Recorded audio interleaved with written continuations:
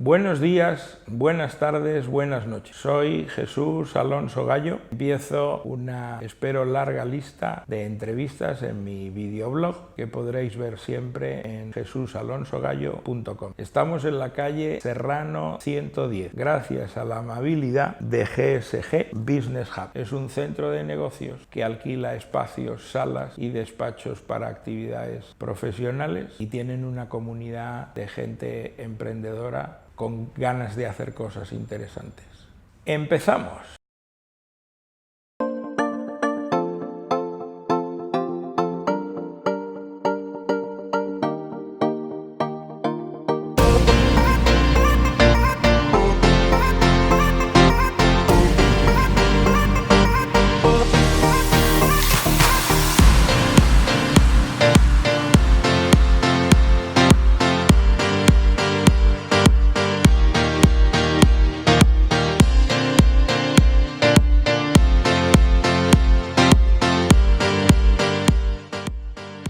Buenos días, buenas tardes, buenas noches. Estamos en el videoblog de jesusalonsogallo.com.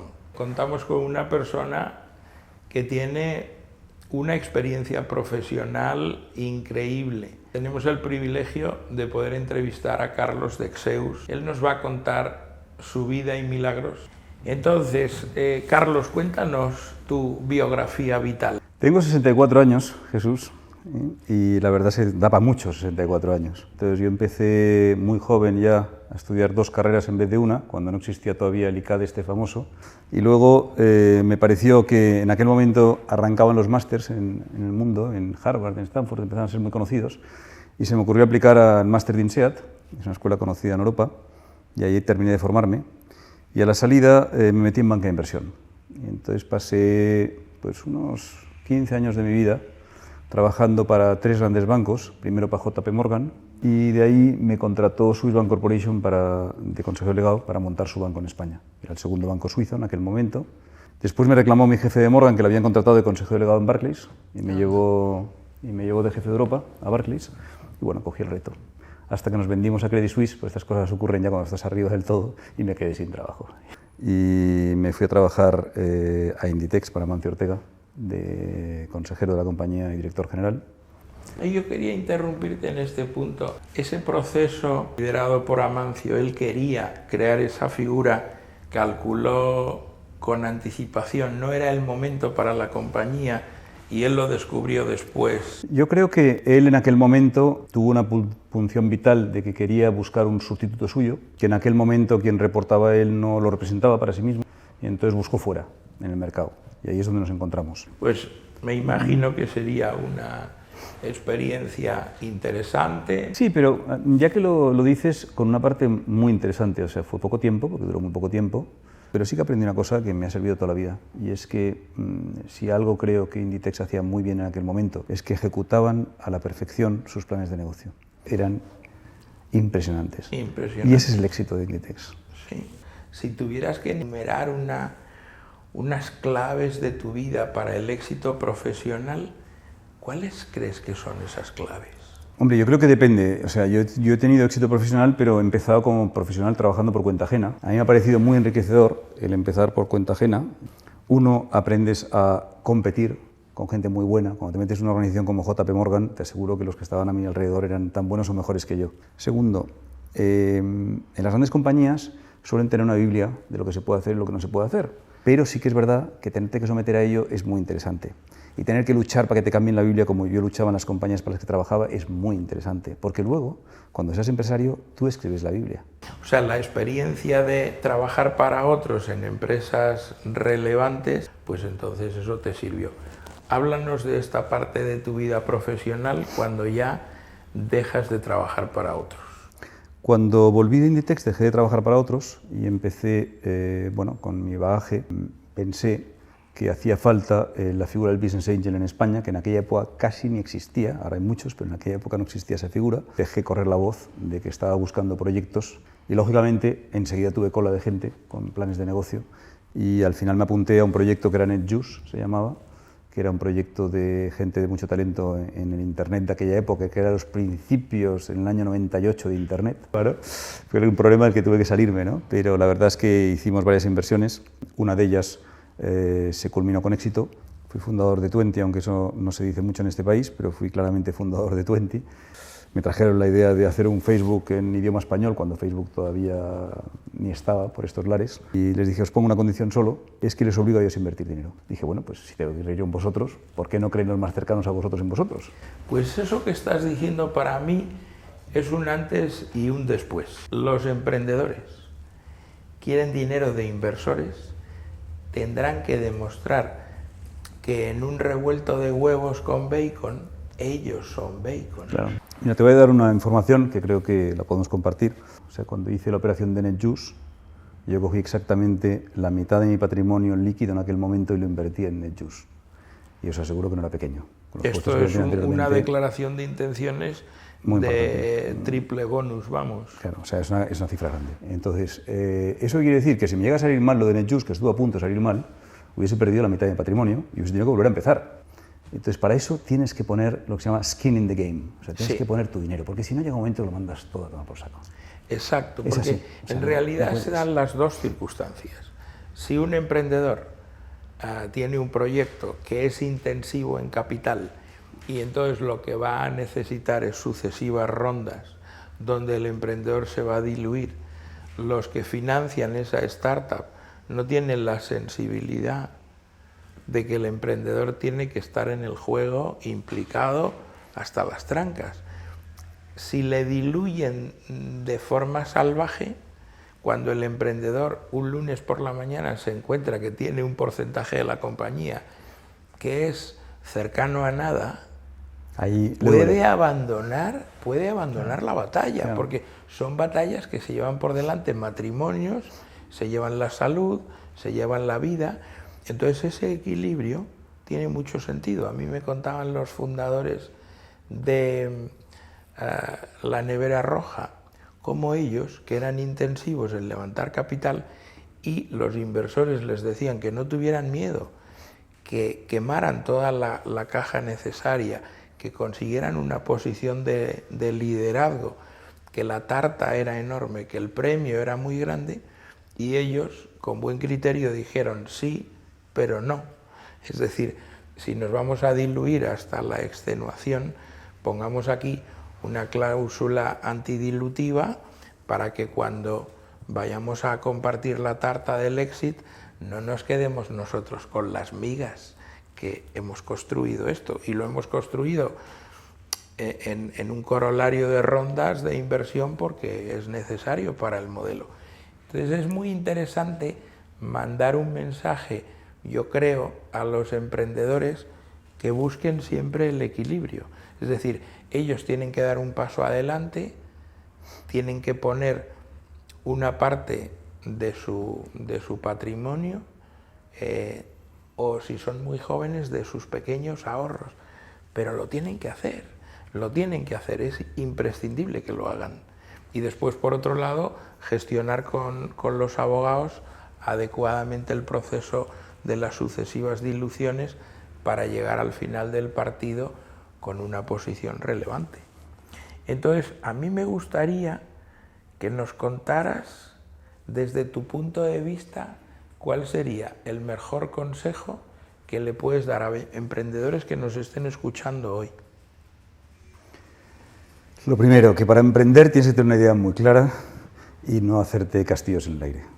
O sea, yo creo que los humanos tenemos tendencia a ver lo positivo y a escondernos lo negativo, y cuando tú emprendes tienes que ser muy consciente de que vas a tener, que se te van a ir acumulando muchos enanos en el camino, que tienes que ir venciéndolos y apartándolos para que lo tuyo sea un éxito. No puedes nunca olvidarte de la competencia, que va a reaccionar en algún momento, no puedes esperar que la competencia no reaccione, y la competencia muchas veces tiene mucha más financiación que tú y por lo tanto te puede estrangular. Entonces, todas estas cosas tienes que tenerlas en cuenta cuando emprendes.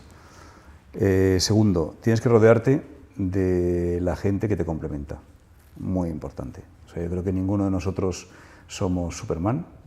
Yo no creo en esa figura dentro del humano. Creo que todos estamos con enormes lagunas en algunos campos y que esos campos, para triunfar, dependiendo del negocio que te plantees, necesitarás que alguien te complemente en esos campos. Y ahí reparte, sobre todo si no es una startup, reparte suficiente el equity para que esa gente no te abandone a la primera de canto. Pero claro, son gente válida y no repartes equity, es muy probable que les haga una oportunidad de trabajo interesante y que te dejen colgado. De hecho, voy a hacer mención de una cosa que nos ocurrió en Twenty, cuando lanzamos Twenty, los 3 chicos que vinieron a verme, que les pedí 100.000 euros a cada uno, y lo trajeron. Dije yo, ¿cuánto queréis? 1 millón. Vale, yo pongo la diferencia, pero quiero que pongáis cada uno 100.000 euros. Y cuando lo tengáis, venís a verme y tenéis los 700.000 restantes. Y esa fue la operación. Así se hizo. Y lo trajeron a la semana siguiente, lo tenían. Y ahí me demostraron que eran los tíos con los que había que hacer la operación. Claro, porque si le dices eso y no sabes de ellos en 3 meses, claro, dices, la velocidad de ejecución aquí, el time to market... Los tíos se mojaron a toda castaña. Eso fue lo primero. Entonces, creo que el arrancar con los capitales suficientes para el proyecto que te has propuesto también es muy importante. O sea, si ya vas cortos, en este país quizás la parte de los capitales es más importante que en otros. O sea, en España no hay tanto dinero cayendo de los árboles como puede haber quizás en Silicon Valley, y por lo tanto también tienes que pensar cuánto dinero voy a necesitar para este modelo de negocio, no engañarte a ti mismo, y cómo veo las siguientes fases, a quién voy a dar entrada en cada fase para que me impulse para adelante. O sea, nosotros empezamos con 1 millón en Twenty, luego hicimos una ronda los propios, los que estábamos ahí hicimos una ronda adicional, metimos un poco más de dinero, entró alguna persona nueva, y luego ya entró un private equity. Tuvimos que meter a un private equity porque no podíamos ya seguir nosotros. Eso necesitaba quemar muchísimo carburante, claro, porque el reto era tan grande. Vamos a hacer una cosa como Facebook desde España para dominar el habla hispana. Latino, sí. Claro, tú no te puedes imaginar lo que un player en un momento inicial como Facebook iba a construir en el mundo. O sea, es muy difícil. Yo me he reído en un bar con amigos cuando me cuentan que en Estados Unidos unos tipos han inventado una fórmula con una startup que consiste en alquilar el sofá de tu casa. Y entonces que duerma ahí un turista. Y yo decía, pero esta gente está loca, perdida. Y eso es Airbnb. Pues claro, pues, aunque estás dentro del juego, no puedes imaginar cómo se pueden construir cosas disruptivas, enormes. Entonces me interesaba mucho lo que estabas contando, porque yo estoy en determinadas posiciones a veces que lo que tengo que hacer es asesorar a un emprendedor que tiene que construir una carrera muy larga ejecutando un plan de negocio con una startup que tiene capacidad de ser global.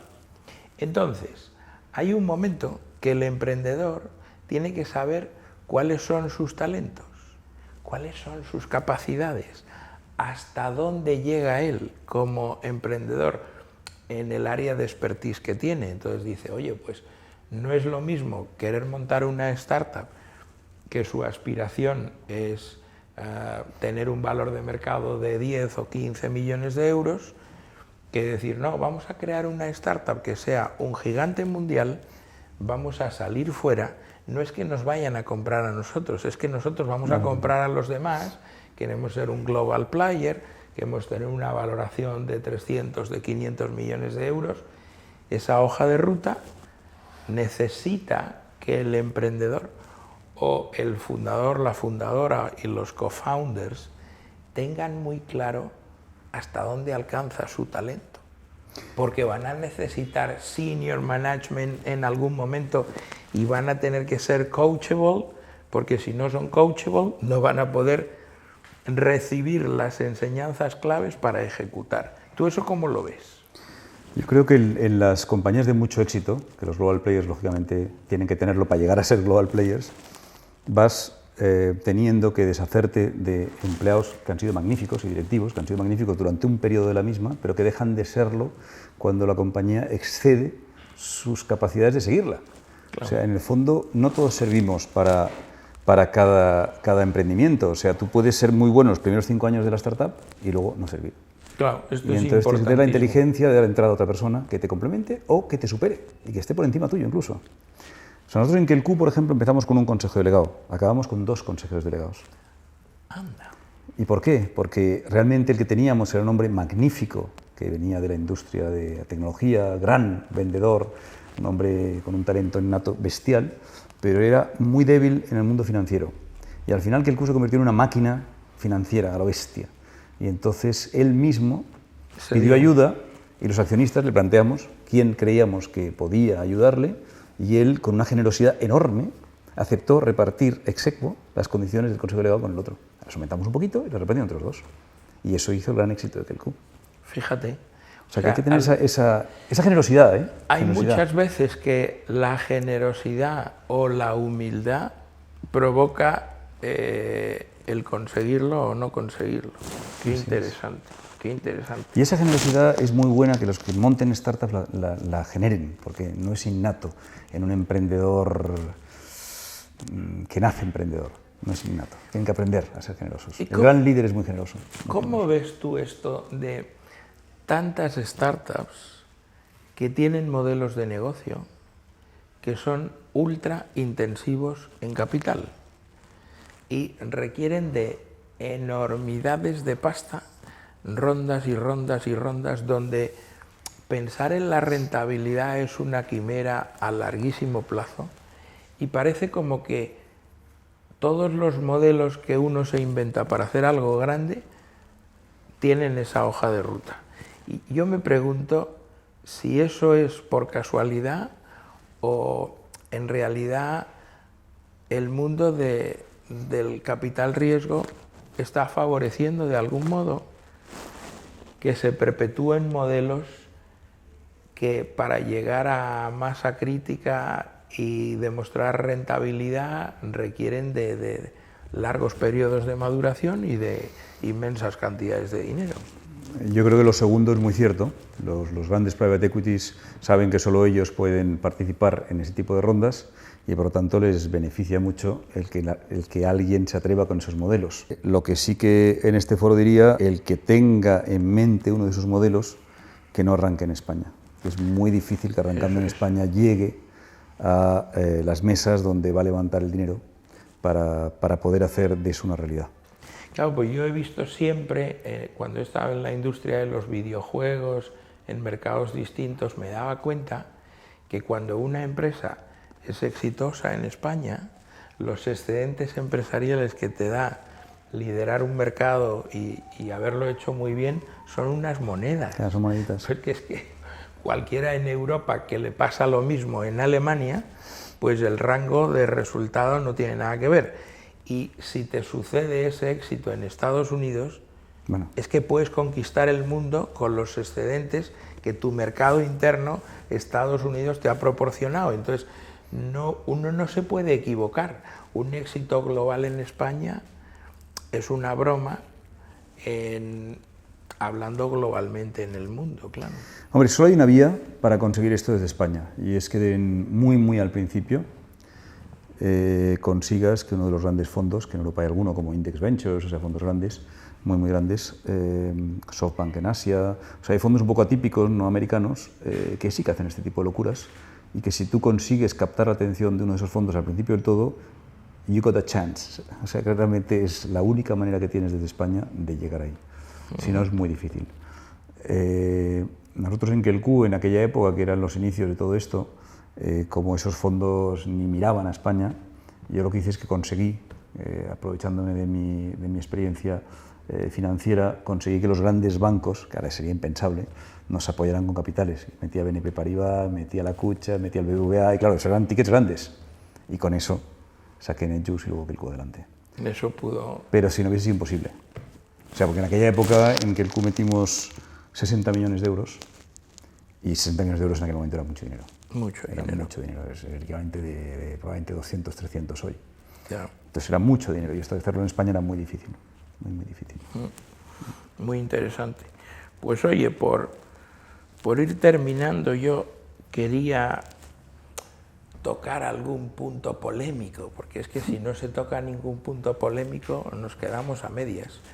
Yo estoy horrorizado con una de las cosas que ha sucedido en España recientemente, que ha sido la campaña que Podemos hizo en contra de las donaciones de Amancio Ortega.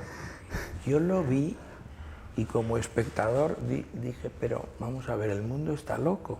¿Cómo se puede liderar un pensamiento para hacer una batalla política con algo que a los ojos del sentido común o de la inmensa mayoría es una catástrofe? Es decir, las ideas políticas deberían tener algún límite. Entonces, cuando yo vi que el partido político Podemos quería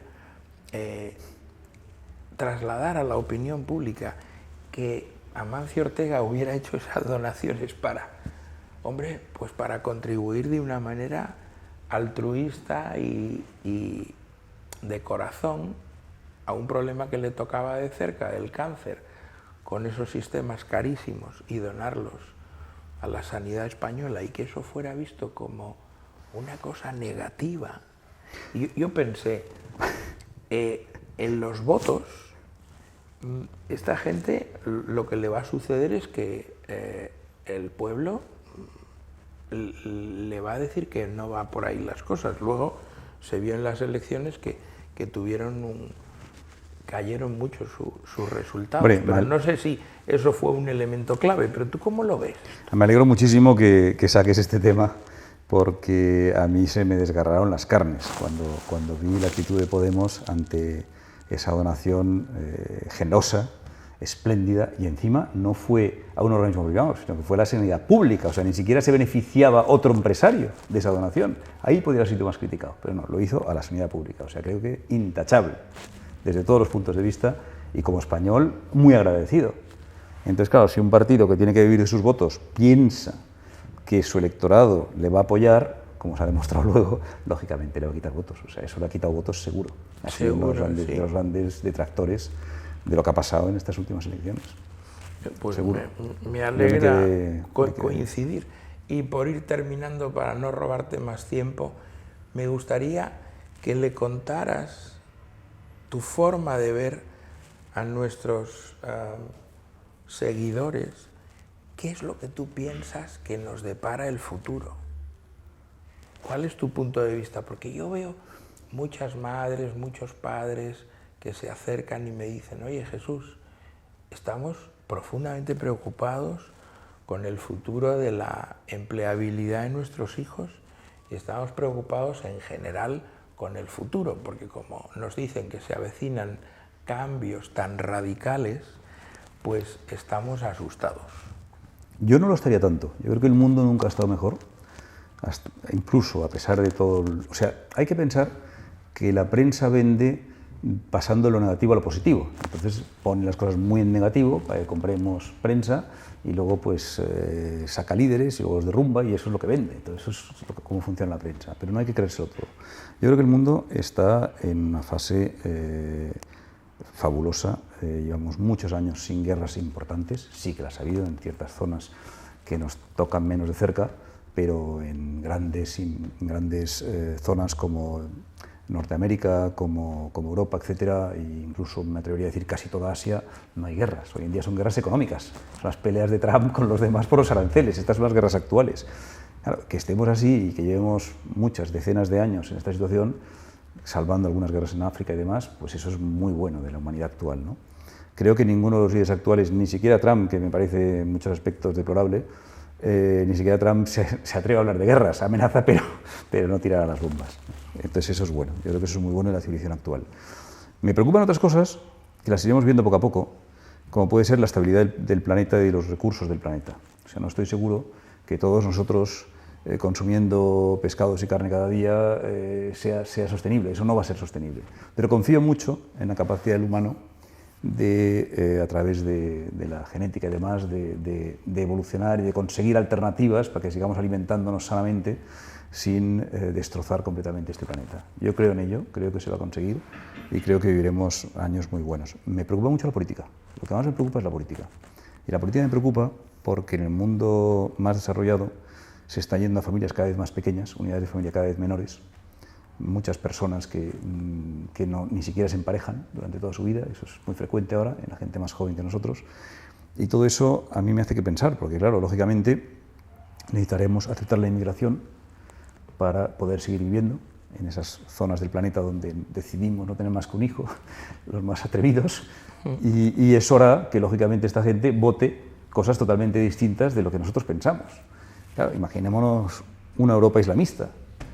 Puede ser, o sea, puede ser que como están ellos creciendo a un ritmo mucho más rápido que los europeos, que acaben invadiéndonos y que acaben siendo mayoría en muchos países, como está pasando ya casi en Francia y tal, donde hay un grupo de islamistas importantísimo y demás. Eso puede ir poco a poco minando la política de países en los que estamos cómodos viviendo y puede hacerlo muy difícil de vivir. Y esperemos que no nos lleve a otras crisis importantes que van a acabar en guerrillas, por lo menos, como vemos los chalecos amarillos en Francia y cosas de ese estilo en todos los países del mundo desarrollado. Eso es lo que más me preocupa. Pero espero que al final se imponga el sentido común, porque el que aprende a vivir bien no quiere tirarlo por la borda. Muy bien, pues esperemos que se imponga la razón y podamos seguir disfrutando de un mundo lleno de oportunidades y no conozcamos la guerra otra vez. Y espera, déjame terminar una cosa, porque has dicho que es un tema en el que no estoy nada de acuerdo.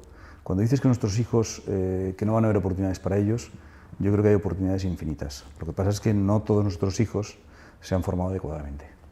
Y para triunfar hoy en día, tu nivel de formación tiene que ser muy potente, pero los que tienen esa formación claramente hoy en día tienen trabajo y además tienen capacidad incluso de ser emprendedores ellos mismos, que en mi época era impensable. O sea, en mi época a mí no me quedó más remedio que Sí, yo lo decía porque se acercaban a mí con esa preocupación, gente cercana o otros, diciendo, ay, nuestros hijos, ¿qué va a pasar con ellos? La automatización, la robotización y tal. Y yo le decía, pues eso, que el problema no está en tu capacidad de ganarte la vida trabajando con las manos.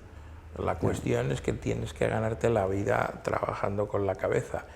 Y yo sí pronostico un mundo futuro donde el trabajo físico será realizado por las máquinas. Correcto. Y los seres humanos no tendremos que sufrir los rigores del trabajo físico como ha sido hasta ahora. Si nos vamos dando cuenta, la evolución de la humanidad, la máquina herramienta ha llegado para quedarse y para evolucionar, y los robots a cualquier escala son soluciones y son herramientas para permitir que los seres humanos tengamos una vida más centrada en el espíritu y en el conocimiento que en el esfuerzo físico. Así Muy es. bien, pues muchísimas gracias, ha sido un placer. Gracias.